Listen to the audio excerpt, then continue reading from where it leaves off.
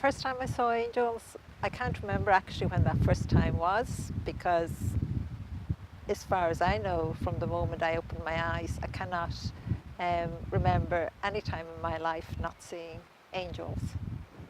And at the time, I didn't know they were angels now because I was so small. It was only as I got older. Um, they told me in a simple way, because I was a child, what they were.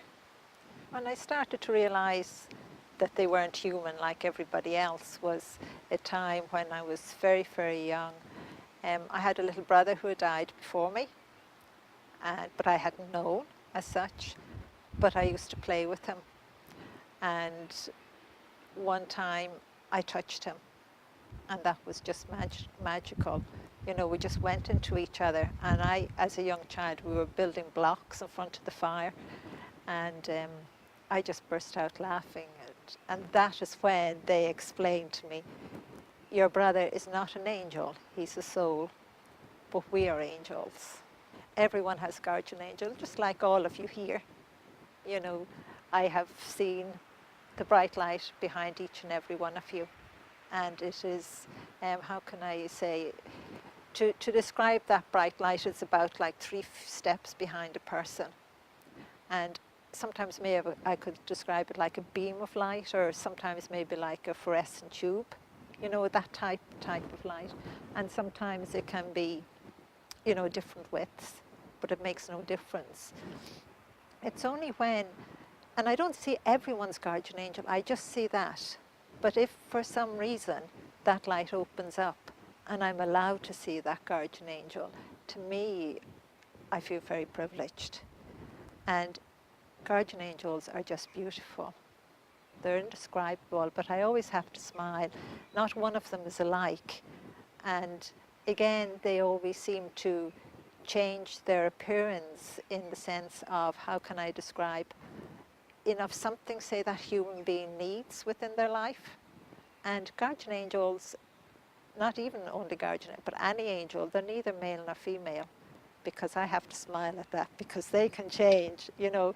But again, they're beautiful. I would often just call them creatures, because your guardian angel is a gift from God, and every single human being has a guardian angel, regardless of their religion, their nationality, the colour of their skin, you know, or even whether they have no faith or don't believe in anything. I'm afraid everyone has a guardian angel. And no one, I haven't seen one human being in my whole life that hasn't got one, so you can't escape. Like your angel just won't stop now, and I'm just giving out stink. It's not your guardian angel, it's just 2 other angels that are mimicking you all of the time. I'm telling them, it's good.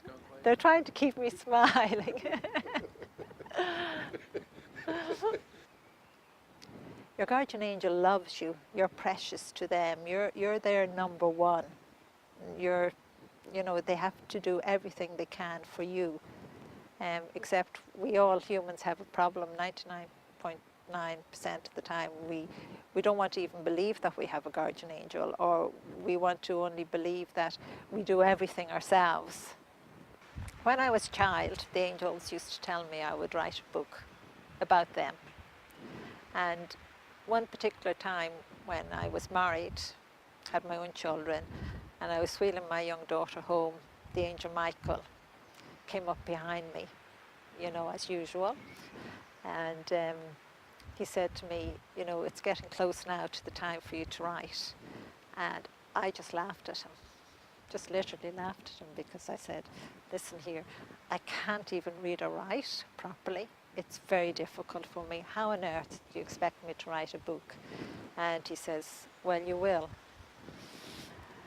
And it'll only be the beginning, you know. And after that, just things started to unfold. That's one of the reasons that God and the angels wanted me to start writing, and to give people back hope, you know, purpose. And just miracles have just unfolded, and eventually the book did get written. But God chose the time, not me. So people would often say, but why now? But it is now that people need the hope in their lives, because the world has changed so much and because so much has happened. You know, a lot of the world, not the whole world, became very materialistic, you know, and a lot of people forgot the most important thing of life, you know, and that is that you have a soul.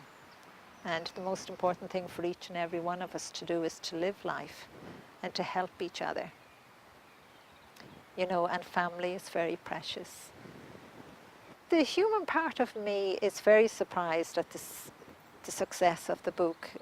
God and the Angels told me it would be a worldwide bestseller all over the world. And the book is very successful. But the most important thing to me is because the book is helping so many people. It's unbelievable. I'd be shocked myself, like all the letters I get, there's sacks of them. They would say it's given them back faith as well. You know, they have started to say a prayer, they've started to ask for help, they have started to try to be better human beings. To me, the most important thing was that even if it helped one person in the world to change their life or to give them back that hope, to me that was absolutely marvelous. It's priceless. But I am shocked because it seems to be doing it for, I couldn't give you a number at all. My whole life has been a secret till now, and now the whole world knows, but there are still loads of secrets. And maybe they'll let me someday tell them all, but maybe they won't.